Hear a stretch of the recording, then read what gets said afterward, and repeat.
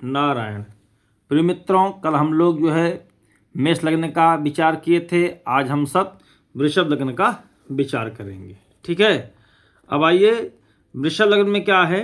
यदि वृषभ लग्न हो तो 9वें और 10वें घर का मालिक होने के बावजूद भी शनि जो है इसमें योग कारक नहीं होता है। ठीक है। क्यों नहीं होता है? यदि 9वें और 10वें घर का मालिक का स्वामी योग कारक क्यों नहीं हो रहा है, इसका कारण क्या है, इसको हम लोग समझते हैं। और सूर्य और बुध लग्न में होने पर भी इसमें, चूंकि सूर्य जो है देखिए ये चतुर्थ भाव का मालिक हो गया, ठीक है, और बुध यहाँ पर धनेश हो गया है, तो लग्न में होने पर भी यह राजयोग उत्पन्न नहीं करता है। हमारे विचार से द्वितीय पंक्ति का शुद्ध अर्थ यह है कि शनि सूर्य और बुध से युक्त ना हो तो योगप्रद नहीं होगा। ठीक है। आइए हम सब आगे बात करते हैं, वृषभ लग्न के कुंडली में विचार करते हैं। यदि वृषभ लग्न हो और दशम में राहु, ठीक है, दशम में राहु हो या मकर में यानी कि 9वें भाव में मंगल हो, बृहस्पति हो, दोनों मंगल और बृहस्पति अगर बैठे हैं तो गंगा स्नान का लाभ मिलता है। कहने का मतलब यहाँ दिया गया है कि गंगा स्नान का मतलब होता है कि सुख समृद्धि में वृद्धि होने वाली होती है, आपका भाग्योदय होने वाला होता है। ठीक है। चलिए अब आगे बात करते हैं कि यदि वृषभ लग्न हो, चौथे चंद्रमा बैठा हो यहाँ पर, ठीक है, चौथे चंद्रमा हो और उस चंद्रमा को बृहस्पति और बुध पूर्ण दृष्टि से देखते हों, बुध और बृहस्पति पूर्ण दृष्टि, तो देखिए यहाँ पर बुध की 7वीं दृष्टि और बृहस्पति की 7वीं दृष्टि चंद्रमा पर पड़ जाए, या बृहस्पति की 5वीं 7वीं और 9वीं दृष्टि पड़ जाए। अगर मान लीजिए बृहस्पति यहाँ पर बैठा तो 1 2 3 4 5 यहाँ पर 5वीं दृष्टि पड़ जाएगी। या मान लीजिए बृहस्पति यहाँ बैठा है तो 1 2 3 4 5 6 7 8 9, 9वीं दृष्टि यहाँ पड़ जाएगी। ठीक है। तो इससे क्या होगा, तो चंद्रमा जो है अगर देखते हैं तो ऐसा चंद्रमा योग देता है, अर्थात शुभ फल देता है। ध्यान रखिएगा, वृष लग्न वाले को चंद्रमा जो है ये तीसरे घर का स्वामी होता है, क्योंकि तीसरा घर क्या है, ये है आपका कर्क राशि बन जाती है। 1 2 3 तीसरा भाव आपका कर्क लग्न हो गया। तो साधारण तौर पर तीसरे घर का स्वामी पापी गिना जाता है, लेकिन इस लग्न में बृहस्पति 8वें घर के और 11वें घर का मालिक हुआ, इस कारण बृहस्पति भी पापी हुआ। ठीक है। लेकिन साधारण तौर पर पापी को पापी देखे तो विशेष पाप योग होता है, परंतु खड़बल में बुध और बृहस्पति की सदैव शुभ दृष्टि मानी गई है। यानी कि कहा जाता है कि बृहस्पति जो है सदैव शुभ होता है। ठीक है। इसी सिद्धांत पर बृहस्पति दृष्ट चंद्रमा, यानी कि अगर बृहस्पति यहाँ बैठा है तो बृहस्पति से 7वीं दृष्टि, या बृहस्पति से यहाँ बैठा मान लीजिए तो बृहस्पति से 5वीं दृष्टि, या बृहस्पति यहाँ बैठा तो बृहस्पति से यहाँ पर 9वीं दृष्टि। ठीक है। चंद्रमा को शुभ माना जाता है। बुध द्वितीयेश, बुध जो है ये क्या है, ये बुध इसमें देखिए द्वितीयेश है और पंचमेश है, यानी कि बुध एक दूसरे घर का मालिक है और एक पंचम घर का मालिक है। तो यहाँ पर कहा गया है कि द्वितीयेश और पंचमेश होने से यद्यपि वृष लग्न वाले का मारक हुआ। क्यों? क्योंकि हम लोग को पता है कि मारक भाव हम लोग दूसरे भाव से और सप्तम भाव से हम लोग विचार करते हैं। तो यहाँ पर जो दूसरा भाव मारक ग्रह हुआ, तो यहाँ पर किसका घर है, ये है बुध का, लेकिन इसके साथ साथ पंचम त्रिकोण का भी मालिक है। कौन? बुध। तो इस वजह से यहाँ बुध शुभ हो जाता है। ठीक है। तो उसमें शुभता आ जाती है। इस कारण बुध से दृष्ट चतुर्थ स्थित चंद्रमा भी शुभ माना जाता है। अगर यहाँ पर बुध बैठा है और यहाँ से बुध अगर चंद्रमा को देख रहा है तो भी यहाँ पर शुभ दृष्टि हो जाती है, चंद्रमा शुभ हो जाएगा। ठीक है। चतुर्थ में चंद्रमा होने से एक रूप केंद्र बल प्राप्त हो जाता है यहाँ पर, और एक रूप दिग्बल भी प्राप्त हो जाता है। ठीक है, क्योंकि यहाँ पर चंद्रमा दिग्बल हो जाता है अपने चतुर्थ भाव में। इसी कारण ऐसे चंद्रमा को शुभ मान लिया जाता है। आगे बात करते हैं, वृषभ लग्न हो, सप्तम में वृश्चिक राशि, 8 नंबर लिखा है ना, तो हो गया कौन सा, वृश्चिक राशि। वृश्चिक राशि में मंगल हो तो ऐसा मंगल शुभकारी होता है, लाभकारी होता है। फिर बात करते हैं, यदि मीन राशि में, मीन राशि माने आपका जो 11वां भाव है, यहाँ 12 नंबर लिखा तो हो गया ये मीन राशि। अब यहाँ लिखा यदि मीन राशि में सूर्य शनि पड़े हों, सूर्य और शनि दोनों एक साथ पड़े हों तो जातक जो है यहाँ पर दीर्घायु और भाग्यवान हो जाता है। यहाँ शनि, अच्छा क्यों भाग्यवान होता है इसको समझिए। यहाँ पर जो शनि जो है नवम, शनि यहाँ का नवम का मालिक हुआ नहीं, मालिक हुआ, और दशम का स्वामी होने से, और सूर्य चतुर्थ का 5 नंबर लिखा नहीं यहाँ पर, तो ये क्या हो गया, सिंह राशि। तो पंचम तो सूर्य जो चतुर्थ का स्वामी होने से, तो चतुर्थेश, नवमेश और फिर चतुर्थेश और दशमेश, ध्यान रखिएगा, का संबंध हुआ, इसलिए यहाँ पर उसको जो है दीर्घायु हो जाता है, व्यक्ति यहाँ पर दीर्घायु हो जाता है। ठीक है, और इसी का आगे बात करते हैं, यदि वृषभ लग्न हो और बुध बृहस्पति, बुध और बृहस्पति, बुध बृहस्पति कहीं पर भी हो, किसी भी स्थान में, चाहे यहाँ पर हो, चाहे यहाँ पे हो, चाहे यहाँ पे हो, चाहे यहाँ किसी भी स्थान में एक साथ बैठे हों या एक दूसरे को पूर्ण दृष्टि से देखते हों।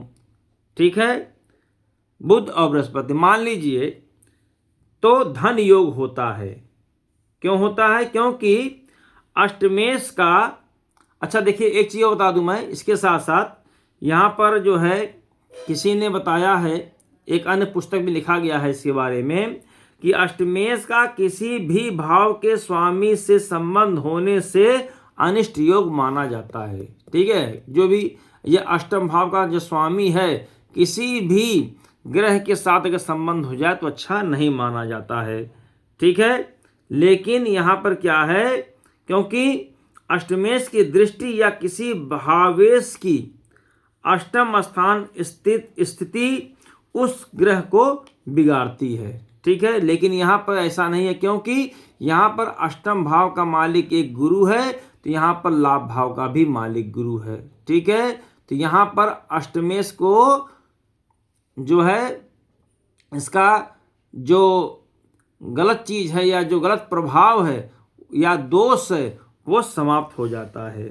ठीक है, तो कहा जाता है कि भाविक बहुत ज़्यादा आशंका होती है कि बृहस्पति 8वें और 12वें का मालिक होने से, 8वें और 11वें का मालिक होने से बुध को देखकर, बुध माने धन भाव को, उसके साथ बैठकर या उसके साथ बैठ जाए, बुध बृहस्पति यहाँ बैठ जाए, यहाँ बैठा है, बैठ के धन योग कैसे उत्पन्न करेगा, क्योंकि ये अष्टमेश का मालिक भी है यहाँ पर। उसका उत्तर यही है कि बृहस्पति जो है यहाँ पर जो है वो लाभेश है नहीं। यहाँ पर देखिए मीन राशि है ना, तो एक बृहस्पति यहाँ पर लाभेश हो गया।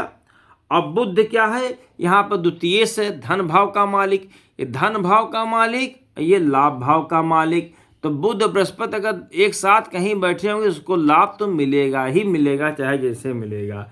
इस कारण से इन दोनों का संबंध धन कारक हो जाता है। ठीक है, और वैसे भी जो है बृहस्पति धन के देवता कहे गए हैं। तो भिन्न भिन्न भावों में इन दोनों के बैठने से समान फल नहीं होगा।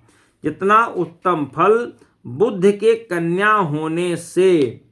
ठीक है, अब बुध के कन्या होने से क्यों, क्योंकि जो है बुध जो है दूसरे भाव का मालिक है और एक 5वें भाव का मालिक है। और यहाँ पे यदि अगर बुध बैठ गया तो यहाँ पर बुध जो है स्वराशि का भी हो गया, यहाँ पर बुध उच्च का भी हो गया, और यहाँ पर बुध जो है वो त्रिकोण का भी हो गया। ठीक है, तो बृहस्पति 11वें घर में मीन राशि का बलवान हो, ठीक है, यहाँ बृहस्पति अगर डिग्री भी देख लीजिएगा, बलवान हो, तो ऐसे बुध गुरु की पूर्ण दृष्टि से, यानी कि 1 2 3 4 5 6 7, यहाँ पर बृहस्पति तो यहाँ पर बुध हो तो पूर्ण दृष्टि से धन योग हो सकता है और बनता भी है। अथवा बुध दूसरे घर का मालिक, जहाँ देखिए मैं जितनी बातों को बता रहा हूँ, जो लोग कुंडली को सीख रहे हैं या कुंडली का अध्ययन करना चाहते हैं, उसको ध्यान से अगर समझेंगे तो उनको कुंडली का अध्ययन करना आ जाएगा। और ये जो चल रहा है ये फलादेश के अंतर्गत है। तो जो लोग फलादेश कुंडली पढ़ना चाह रहे हैं या पढ़ते हैं, ये विशेष उनके लिए है, इसको बात को ध्यान रखिएगा, यह हर व्यक्ति के बस की बात नहीं है, ठीक है। चलिए, तो अब मैं कह रहा था अथवा बुध दूसरे घर का मालिक होकर के दूसरे घर में बैठे, यहाँ पर बुध जो है दूसरे घर का मालिक होकर के बुध का दूसरे घर में बैठे, और बृहस्पति 8वें घर का मालिक होकर के 8वें घर में बैठे, तो जो शुभ फल करेगा वह दोनों एक साथ 12वें घर में बैठे हों, यहाँ पर 12वें घर में, ठीक है। तो कैसे कर सकते हैं, यहाँ पर अगर हो दोनों बुध और बृहस्पति, तो वो लाभ उनको उतना नहीं मिल पाएगा जितना यहाँ से और यहाँ पर मिलेगा, क्योंकि ये देखिए धन भाव का मालिक है, ठीक है, और ये एक लाभ भाव का मालिक है। तो यहाँ पर अगर बुध और बृहस्पति दोनों अगर 12वें भाव में बैठ जाएं तो यहाँ पर शुभत्व की कमी आ जाएगी। उस कारण क्या है, क्योंकि ये देखिए धन भाव है, ये लाभ भाव है। अब भैया जब धन भाव का मालिक और लाभ भाव का मालिक जाकर के 12वें भाव में यानी कि व्यय भाव में बैठेगा तो व्यय कराएगा ना, खर्चा कराएगा ना, इसीलिए इसको अच्छा यहाँ पर नहीं माना। यहाँ तो लाभ तो कराएगा, धन भाव लाभ भाव मालिक बैठ करके यहाँ पर व्यय कराता है, इसलिए यहाँ पर अच्छा नहीं माना जाता है, ठीक है। अच्छा, अब आगे आते हैं, यदि मंगल बुध बृहस्पति से संबंध करता हो तो नष्ट हो जाएगा। ये कौन कौन, मंगल बुध बृहस्पति से संबंध करता हो, गुरु और बुध का संबंध अगर कहीं से भी मंगल से हो जाए या बृहस्पति से हो जाए तो संबंध को नष्ट करता। अर्थात जैसे बुध या बृहस्पति, एक बार देखिए फिर से मैं एक बार बता दे रहा हूँ। यहाँ पर देखिए धन भाव का मालिक कौन है, बुध है, और यहाँ पर लाभ भाव का मालिक कौन है, यहाँ पर बृहस्पति है, ठीक है। फिर दूसरा, बुध एक दूसरे धन भाव का मालिक है, एक पंचम भाव का मालिक है। यहाँ पर जो है गुरु एक अष्टम भाव का मालिक है, एक लाभ भाव का मालिक है, ठीक है।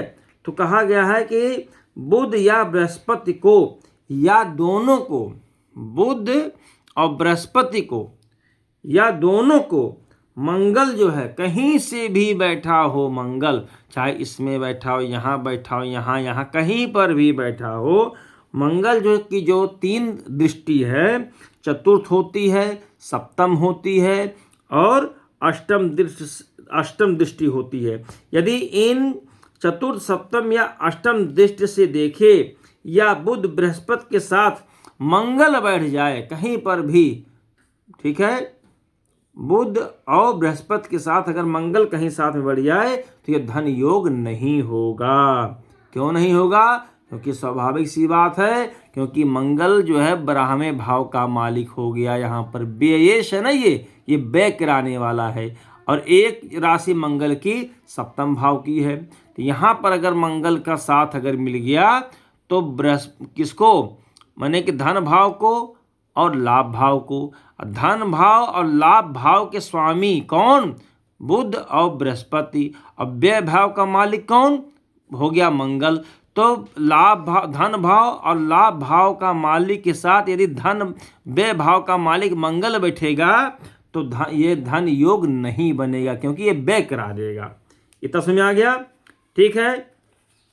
इसका कारण यह है कि मंगल 12वें घर का स्वामी है और 12वें घर से व्यय या धन के खर्च का विचार किया जाता है। इस कारण व्यय भाव का स्वामी धनेश में दूसरे घर के स्वामी या लाभेश 11वें भाव के स्वामी के साथ बैठकर उनमें से या दोनों को देखकर धन एकत्रित होने के योग को नष्ट कर देता है। अर्थात ऐसा व्यक्ति धन तो एकत्र करना चाहता है परंतु धन एकत्र नहीं हो पाता। तो इस वजह से यहाँ पर हमें मंगल का उपाय करना चाहिए जिससे हमें धन एकत्रित करने में मदद मिले।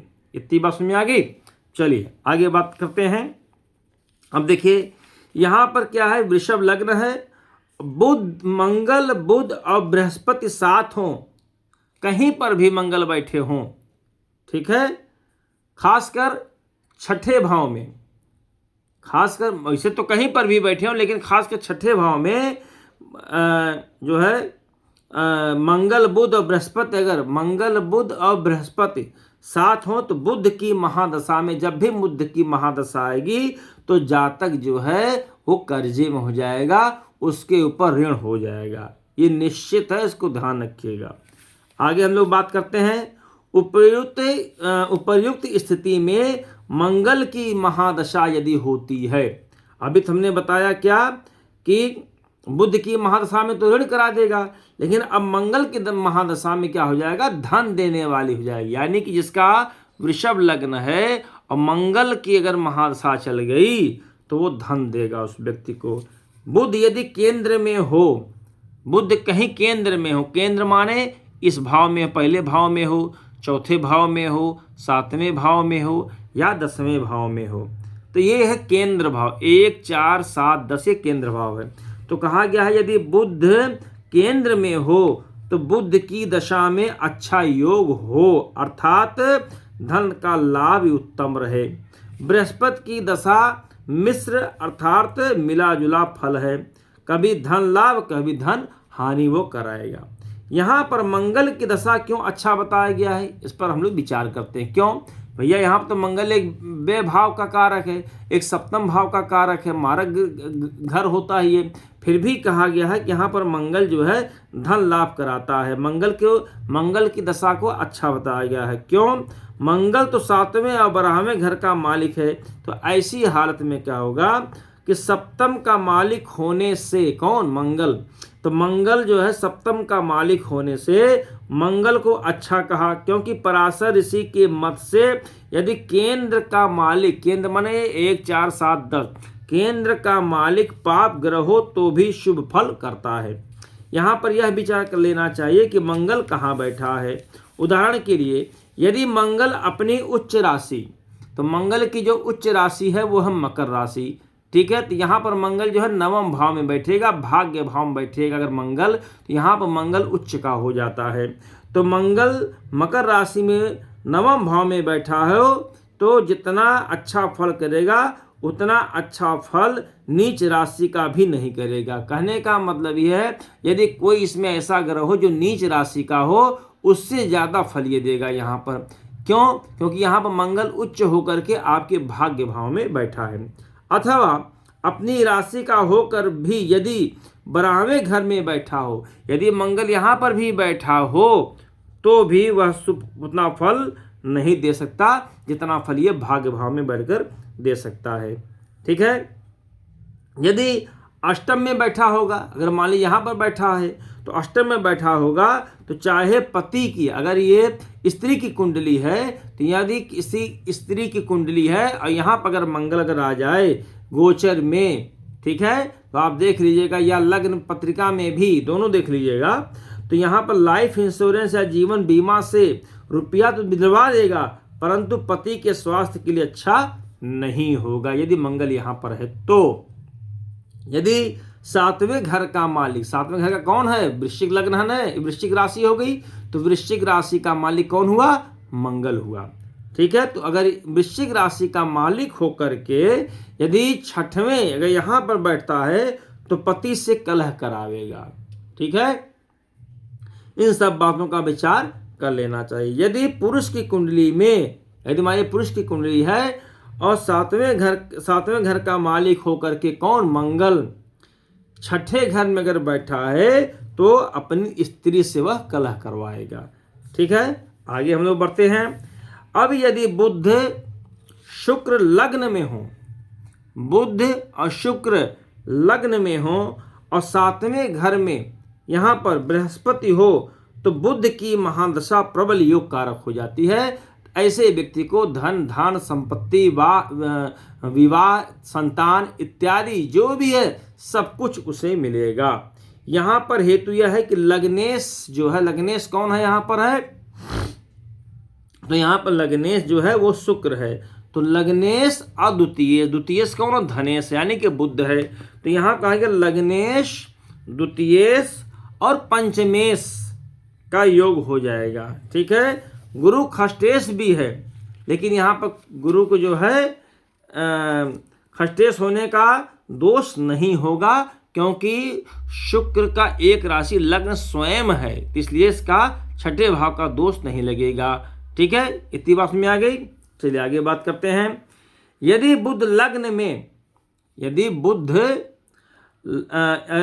वृषभ लग्न में, वृषभ लग्न की कुंडली है, मंगल और शुक्र हो, कहाँ, यहाँ पर, ठीक है, लग्न में मंगल और शुक्र हो, मैं यहाँ पर लिख दे रहा हूं मंगल, थोड़ा सा,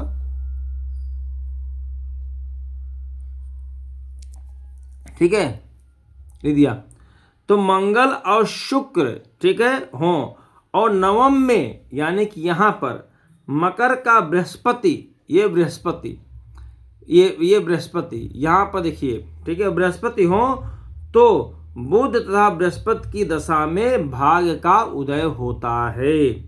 ठीक है, अब बात करते हैं। यदि मंगल बुध शनि नवम में हो, मंगल बुध और शनि नवम में हो और दशम में कुंभ का राहु हो, यहाँ पर अगर राहु बैठा हो तो मंगल तथा राहु की दशा में उसका भाग्य का वृद्धि होगा, उसको ऐश्वर्य की प्राप्ति, संतान की प्राप्ति, विवाह इत्यादि का योग यहाँ पर बनाता है।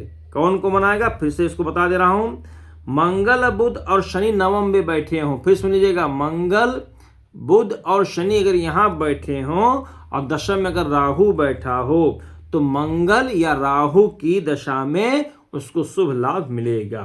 ठीक है, अब आते हैं, देखिए वृषभ लग्न की कुंडली, लग्न को जो होता है इसमें शुक्र जो है वो अच्छा है, क्योंकि शुक्र ही इसका मालिक है, किसका, लग्न का मालिक है। तो स्वाभाविक सी बात है कि यहाँ पर जो है शुक्र की दशा या महादशा में वृषभ लग्न वाले को अच्छा लाभ मिलता है। कारण यह है कि शुक्र पहले और छठे घर का मालिक है, तो लग्न का स्वामी होने से छठे का स्वामी होने का दोष नहीं होता। तो पराशर ऋषि ने भी लिखा है कि मेष लग्न वाले जातक को मंगल अष्टम स्थान का स्थायी होने पर भी, ठीक है,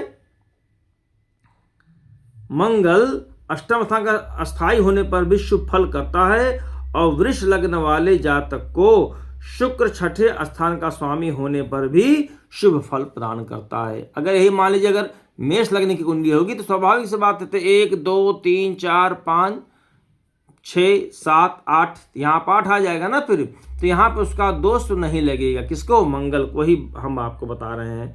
तो यहाँ पर भी क्या है, तो शुक्र की दशा में, यहाँ महादशा में, अंत दशा में, जब भी शुक्र की दशा अंत दशा महादशा जब भी आएगी तो यहाँ पर धन का आगमन होना ही होना है, भाग्य का उदय होना ही होना है किसी भी कीमत पर।